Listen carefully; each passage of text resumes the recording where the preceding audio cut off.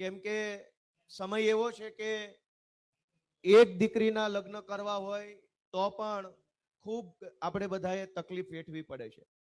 પૈસાથી લઈ, મેનેજમેન્ટથી લઈ, મહેમાનોને આમંત્રણ આપવું, જમણવારની વ્યવસ્થા કરવી, અનેક વ્યવસ્થા કરવામાં આપણે કેટલા બધા દિવસોના દિવસો લાગતા હોય છે માત્ર એક દીકરીના લગ્ન કરવામાં.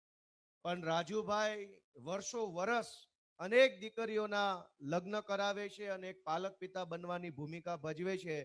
અને આવી રીતે વર્ષો વર્ષ અનેક દીકરીઓને આજે આ 12મો સમૂહ લગ્ન એટલે કે 12 વર્ષથી સળંગ રાજુભાઈના નેતૃત્વમાં વીર માંધાતા સંગઠન જે કામ કરી રહ્યું છે એને મારી ખૂબ ખૂબ શુભેચ્છાઓ છે. વીર માંધાતા સંગઠનમાં જોડાયેલા સૌ આગેવાનોને પણ એક વિશેષ શુભેચ્છા એ બાબતની કે પોતાની દીકરી પરણાવે બાપ એ સ્વાભાવિક છે, પોતાના સમાજના સમૂહ લગ્ન થાય એ પણ સ્વાભાવિક છે. પણ રાજુભાઈએ અને વીર માંધાતા સંગઠને ભાવનગરની અંદર એક નવી દિશા પૂરી પાડી છે કે તમામ સમાજની દીકરીઓના સમૂહ લગ્ન એક છત્ર નીચે થાય અને એના નિમિત્ત માંધાતા સંગઠન બને એ બહુ ગર્વ લેવા જેવી બાબત છે.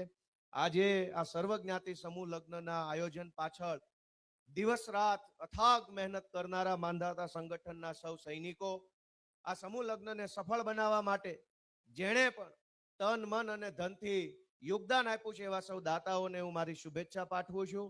અને અમારા નેતા અરવિંદ કેજરીવાલજી અને ભગવંત માન સાહેબનું આવું ભવ્ય સ્વાગત કરવા બદલ હું સૌનો ખૂબ ખૂબ આભાર વ્યક્ત કરું છું. જય માંધાતા.